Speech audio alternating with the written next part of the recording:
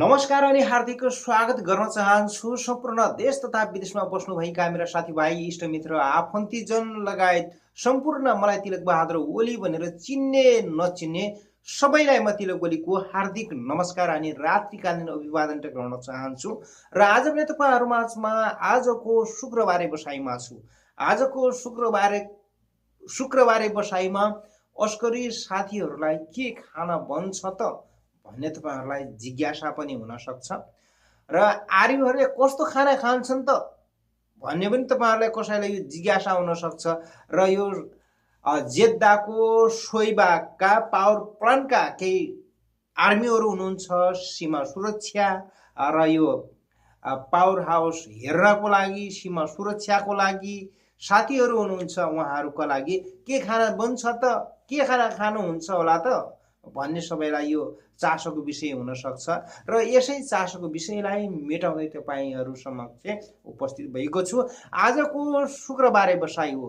साताको सातै दिन फरक फरक खानपिन बन्द छ र त्यही कारणले गर्दा पनि तपाईहरु समक्ष आजमा छुट्टै फरक तरिकाले उपस्थित भएको छु। सधैँ जसो तपाईहरु माझमा ब्याकग्राउन्डमा बोल्थे, आज पनि तपाईहरु माझमा एकदम फेस टु फेस तपाईहरु समक्ष उपस्थित भएको छु र यहाँको विषयमा थोरै जानकारी गराउन चाहन्छु। यो होटल कहाँनेर छ भन्ने पनि तपाईलाई चासोको विषय हुन सक्छ।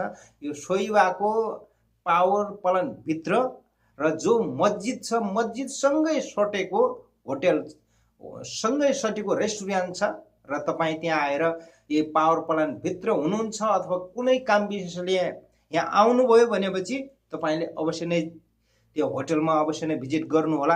मेरो त्यहाँको ड्युटी रहन्छ दिउँसो 2 बजेदेखि साँझ 7 बजेसम्म मानाइरहने छु। यदि तपाई भोक लाग्छ र कुनै कुनै अथवा चिया नास्ता गर्नको लागि अवश्य नै हाम्रो अर्मजाल सर्भिसको रेस्टुरेन्टमा अवश्य नै पाल्दिनु हुनेछ, आउनु हुनेछ, आइदिनु होला भन्न चाहन्छु। र आज तपाईहरु माझमा आएको छु किनकि धेरै जसो अब खानपिन अब धेरै प्रकारका हुन्छन् यहाँ हैन। अब चिकन पनि अब धेरै प्रकारको बन्छ, जस्तै चावल पनि धेरै प्रकारको, बिरानी, रुजमन्दी अनि कलर वालो धेरै बन्छ। त्यही कारणले गर्दा आजको अस्करीको खानाको तपाईहरु माझमा यो चिकन नेकेड चाउमिन बनेको छ। आज यहाँ फरक भन्दा यो खाना त एसियन छ, अरबी छ, धेरै पनि छन्, तर खानपिन एसियन अरबी भए तापनि यो कन्टेन्ट क्रिएटर नेपाली भएको हुनाले यो कोही एसियन खाना भए पनि अरबिक खाना भए तापनि म अलिकति आफूले जानेको कुरा अरबिकबाट पनि भनिदिन्छु, भन्न थाहा भएको कुरा अब त्यही नेपालीबाट भनिदिन्छु। आजको खाना यो मक्रोन भन्छ क्या। यो चाउमिन भए पनि मक्रोनै, चाउचाउ भए पनि मक्रोनै, मक्रोन भए पनि मक्रोनै, मक्रोनी अनि नेकेड, त्यो कुखुराको नेकेड छ। अनि त्यही कारणले गर्दा पनि हामीले अस्करीलाई दिने भनेको त्यही हो। यो ब्याकग्राउन्डमा चलिरहेको छ भिडियो देखिराख्नु भएको छ होला, खानपिन यही नै हो। अनि म तपाईहरु समक्ष यो अस्करीलाई खाना पुर्याउन दिनमा 2 पटक जाने गर्दछु। एक पटक 12 बजे अनि एक पटक साँझ। मेरो ड्युटी दिउँसो 12 बजेदेखि साँझको 7 बजेसम्म।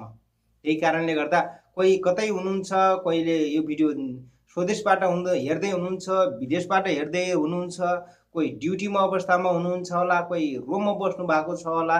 पक्कै पनि यदि तपाईको मोबाइलमा यो भिडियो आएको छ भनेपछि तपाई पनि खानपिन सम्बन्धी एकदम खानपिनका प्रधान हुनुहुन्छ, खानपिनमा निकै इन्ट्रेस्ट मान्नुहुन्छ भने पक्कै पनि यो भिडियोलाई अवश्य नै लाइक गरिदिनु होला, कमेन्ट गरिदिनु होला, मन परे शेयर गरिदिनु होला।